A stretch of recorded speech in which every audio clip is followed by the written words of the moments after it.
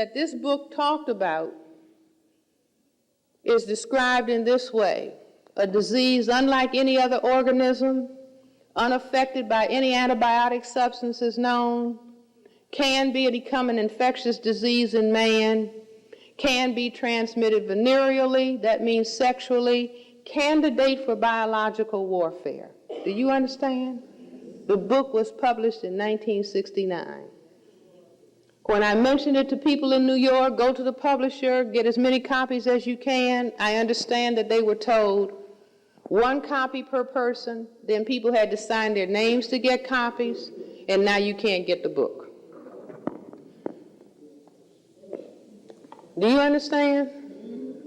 Warfare, under the 8th area of activity, that's cocaine, crack, marijuana, ice, or whatever they're going to invent next. Do you see? Just like under sex and war, they're going to put out a new virus called Ebola, E-B-O-L-A. And we're supposed to believe, oh, this is another virus out of Africa. Oh, just imagine, another monkey is making this virus. Right. Don't you believe it? Every time another virus comes out, you say biological warfare. Just like the Tuskegee syphilis experiment that ran from 1932 to 1972. The Center for Disease Control in Atlanta and the U.S. Public Health Service, the 2 groups that are now running the AIDS virus campaign,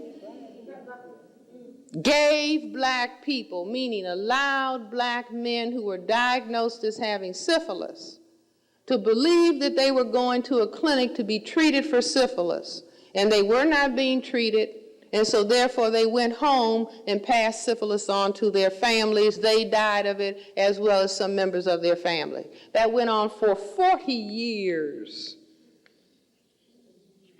Do you see? So if anybody comes, well, are you talking about a conspiracy, Dr. Welsing?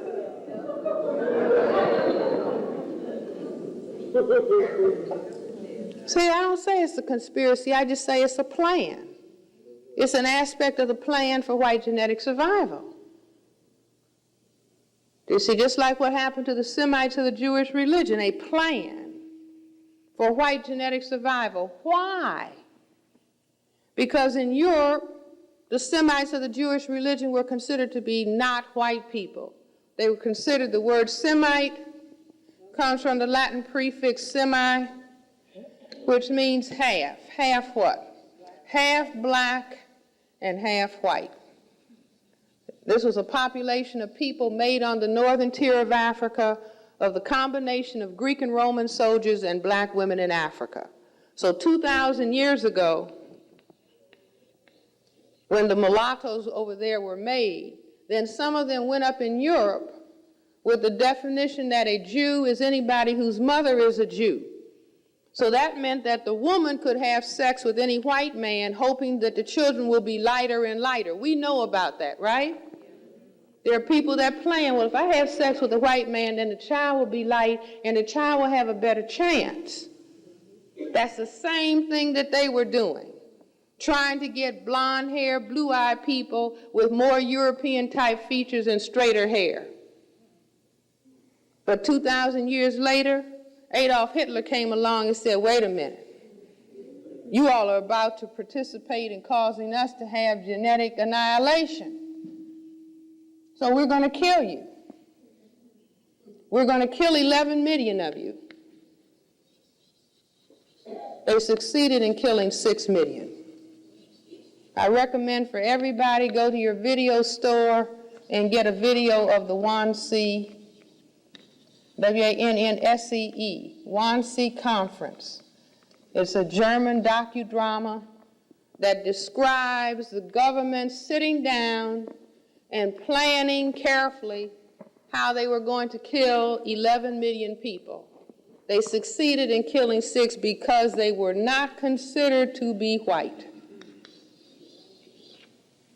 Now, because somebody looks white to us does not mean that white people are thinking of them as white. I was just in New Orleans and talking to the people there about, because there was a lady in New Orleans, a black lady who was so light that she could pass for white. So she said, why should I be black? I'm going to go to the court and get my classification changed. And the court said, I'm sorry, ma'am, you're going to have to stay black. Why?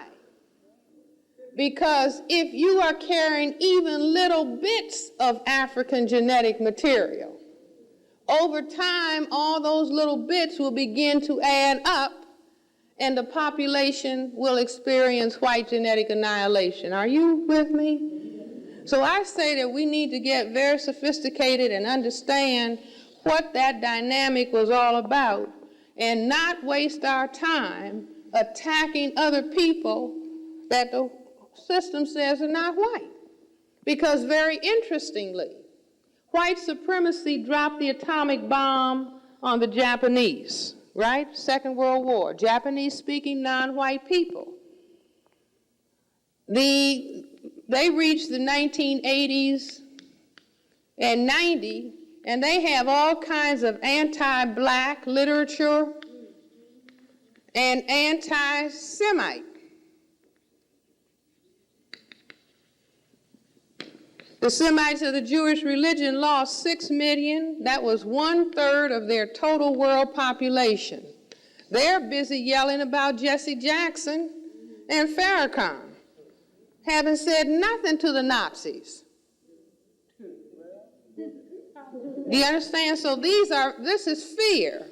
The Japanese-speaking non-white people want to embrace white people and want to be accepted by white people, but white people drop the bomb on them. The Semites of the Jewish religion were killed by the white people with the cooperation